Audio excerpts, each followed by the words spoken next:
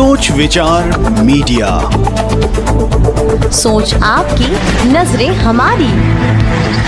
नमस्कार, आप देख रहे हैं सोच विचार मीडिया में मैं ममता सोनी। छत्तीसगढ़ राजधानी रायपुर के दुधाधारी मठ के पीठाधीश्वर राजे श्री राम सुंदर दास महंत जी छत्तीसगढ़ गौ सेवा आयोग के अध्यक्ष हैं, जिनसे मिलने पहुंचे छत्तीसगढ़ प्राइवेट कृत्रिम गर्भाधान कार्यकर्ता, जिन्होंने पीठाधीश्वर महंत जी को आवेदन सौंपा, जिसमें लिखा था प्राइवेट कृत्रिम गर्भाधान कार्यकर्ता के नाम से जाने जाते हैं, जो गौ सेवा कार्य में विगत 15 सालों से जुड़े हुए हैं। शासन द्वारा जारी दिशा निर्देश का पालन करते हुए अपने कार्य क्षेत्र में गौ पशुओं प्राथमिक उपचार, बधियाकरण, टीकाकरण तथा अन्य कार्यों को संपादन कर रहे हैं। छत्तीसगढ़ शासन की महत्वाकांक्षी गौधन न्याय योजना का क्रियान्वयन ग्रामीण क्षेत्रों में गौठान के माध्यम से किया जा रहा है, जिसके मूल में ग्रामीण अर्थव्यवस्था के सुदृढ़ीकरण की आधारशिला रखी जा चुकी है। उनका कहना है कि वर्तमान में जिला खनिज विकास निधि से पत्रोपाधि प्राप्त युवक युवतियों का चयन कर उनकी गौठानों में नियुक्त किए जाने बाबत शासन स्तर में आदेश प्रसारित हुए, जो कि संविदा आधारित होंगे। गौ सेवा में हम सब ग्रामीण क्षेत्रों में कार्य कर रहे हैं। कृपया अपने कार्य अनुभव की दृष्टिगत रखते हुए हम सभी को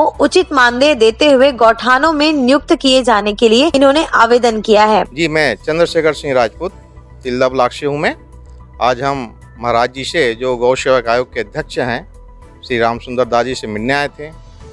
हम लोग ग्रामीण स्तर पे काम कर रहे हैं पशुपालन विभाग पे, और आज मिलने का उद्देश्य था कि हमें एक निश्चित मासिक वेतनमान मिले, जिससे हमें मिले एक निश्चित रूप से एक निश्चित मासिक मानदेय राशि मिले, जो हम चाहते हैं।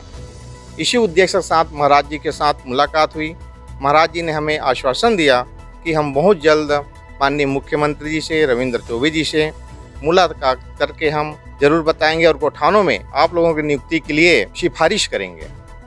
जी, धन्यवाद। मैं पुष्पकांत शर्मा लोरमी मुंगेली से हूँ। प्राइवेट कृत्रिम गर्भाधान कार्यकर्ता हमारा संघ है। हम लोग इसके पहले गौ सेवक योजना में जुड़े भी हुए हैं। 1999 से हम काम कर रहे हैं, लेकिन सरकार के द्वारा हमें कोई निश्चित मानदेय नहीं है, तो उसकी पीड़ा होती है। तो हम चाहते हैं कि अभी सरकार के पास एक कार्य है गौठानों में नियुक्ति।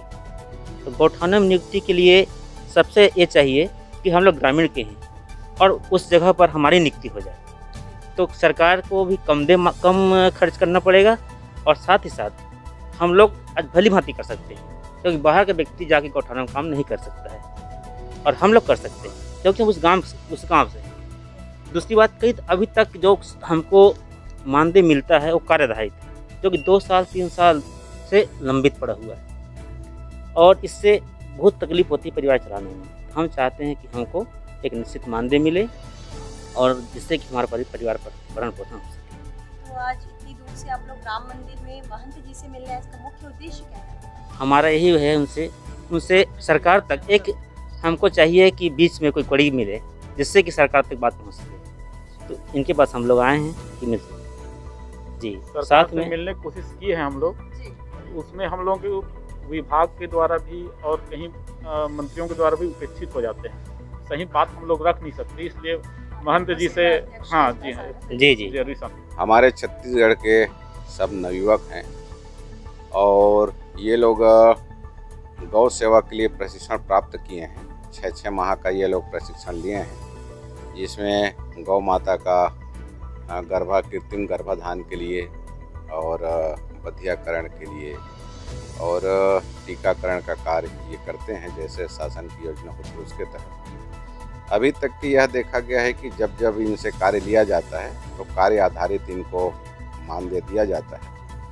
इनकी सोच है कि चूँकि हम लोग प्रॉपर छत्तीसगढ़ से हैं, यहीं के निवासी हैं, और हमने प्रशिक्षण लिया है गौ सेवा का, तो इसलिए एक जो भी निर्धारित निश्चित मानदेय होता या वेतन होता, प्रत्येक महीना हमको मिलता, तो उससे हमारा घर परिवार भी चलता, और निश्चिंत होकर हम लोग गौ माता की सेवा भी कर सकते। ये इनकी मांग है। इस संबंध इन्होंने मुझे आवेदन दिया है, और उस आवेदन को गंभीरता से लेते हुए मैं माननीय हमारे विभागीय मंत्री रविंद्र चौबे जी से और माननीय हमारे छत्तीसगढ़ यशस्वी मुख्यमंत्री भूपेश बघेल जी से चर्चा करने के बाद कोई सार्थक पहल, सार्थक प्रयास हम कर सकते हैं, निश्चित रूप से करेंगे। ये बात बिल्कुल सही है कि जब से माननीय मुख्यमंत्री भूपेश बघेल जी ने, माननीय रविंद्र चौबे जी ने मुझे गौ सेवा आयोग का जिम्मेदारी दिए हैं अध्यक्ष के रूप में, तब से छत्तीसगढ़ में जितने भी आयोग के द्वारा पंजीकृत गौशाला है उन सब में जा कर के गौवंशी वहाँ कैसे हैं, किस रूप में हैं, इसको देखने के लिए मैं प्रत्येक जगह जा रहा हूँ। उसमें अभी मैं 5 तारीख से लेकर के 7 तारीख तक 3 दिवसीय यात्रा में मैं सरगुजा में था और सरगुजा जिला में, सरगुजा संभाग में जितने भी गौशालाएँ हैं उन सब में ही मैंने भ्रमण किया। गौवंशियों को, गौ माता को मैं देखा, वहाँ से देखा। लोग बहुत ही समर्पित भाव से सेवा कार्य कर रहे हैं। वहाँ एक गौ सेवा मंडल सरगुजा करके नवयुवकों की एक टीम है जिसमें लगभग 100 से ज़्यादा नवयुवक हैं जिनकी उम्र 15 वर्ष से लेकर के 25 वर्ष तक की है और सब पढ़ने वाले बच्चे हैं, लेकिन बहुत ही समर्पित भाव से सड़क में जो दुर्घटना हो जाते हैं उन गौ माता गौवंशियों को और जितने घुमंतु गौवंशी हैं उनको वो लोग खूब उनका सेवा कर रहे हैं। और 3 दिन तक वो मेरे पूरे टीम मेरे साथ में रहे, सभी जगह हमने दौरा किया है, बहुत अच्छा लगा।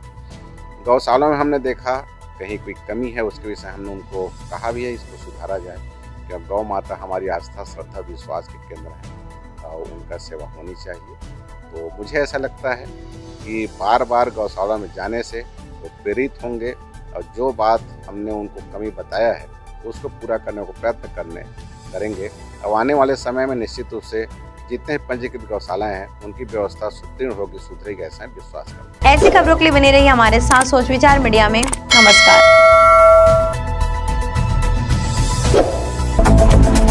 सोच विचार मीडिया, सोच आपकी, नजरें हमारी।